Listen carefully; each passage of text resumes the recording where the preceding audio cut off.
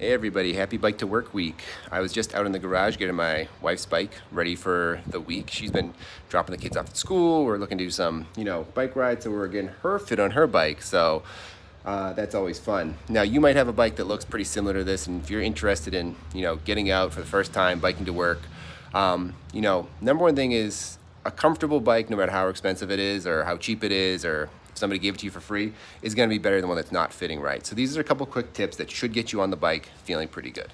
All right, number one thing you're going to look at pulling that bike out of the shed is how high is that seat? Because that's the number one thing that's going to determine your comfort from start to finish. Is if that seat's too low, too high, anywhere in between, make sure you get it as close to right as you can, because that's going to make it more comfortable. So general rule of thumb, if you have a seat post like this, most bikes come with either something like you see here, a quick release lever that you open up and slide the seat up and down.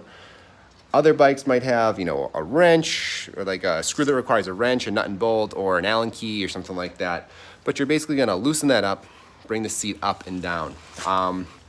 And general rule of thumb is that when you're straddling the bike and your butt's on the seat, you should have just about your tippy toes on the ground. You shouldn't be able to sit with your feet flat on the ground and your butt in the seat.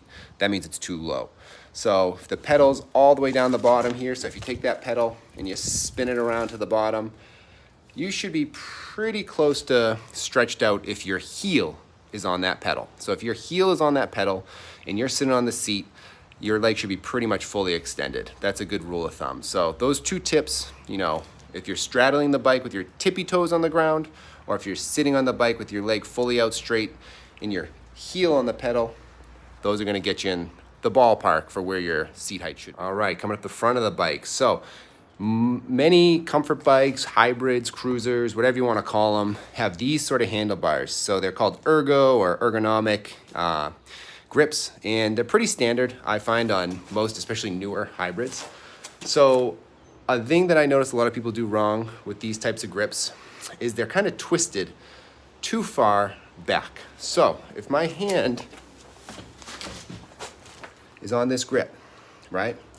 You don't want to twist it so that when your hand's on that flat part of the grip here, you don't want to twist it so that you're fully extended here at your wrist.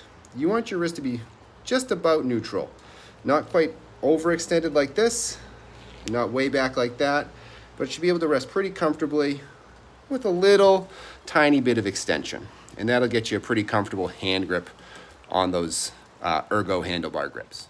Okay, coming back around the back here for our final tip. So most bike saddles, 99% of the time, you're gonna try to get them pretty level. So if you're looking at your saddle back here and you notice your nose when the bike's on a pretty flat surface, it's pointing straight up or closer to pointing down, that's telling you that that seat's gonna be in an uncomfortable position when you're riding. It's gonna be either digging in, or it's gonna feel like you're sliding off the front or the back. Something bad's gonna happen if it's kind of way too far tilted one way or the other. So these little screws here, most bike seats come with these, when you're in that sort of low to medium price range. As you get into the higher ranges and newer bikes, that sort of thing, there's different types of seat post adjustments, but this is the one you're most likely going to run into in that bike that's hanging out in your shed and you just want to pull out and, ride to the train station, ride to work or whatever. You just loosen these up and they kind of click and tilt a little bit, and you can tighten them back up, get them closer to the ballpark. You want pretty much level. You can pull the level out of your workshop if you want to level them off, but get them pretty close. It's going to make it a lot more comfortable than having one where it's way up or way down. And in general, if you have one of these types of saddles, see how that's got springs there? That means the butt part is going to squish. And when your butt squishes, that's going to make that saddle feel more tilted up. So keep that in mind, because you might want to, if you're kind of stuck in between a little up, a little down, err on the side of down if you have one of these comfort saddles with the spring in the back, because that's going to squish down in the back but not in the front. So little tilt down is better than either right on or tilted up.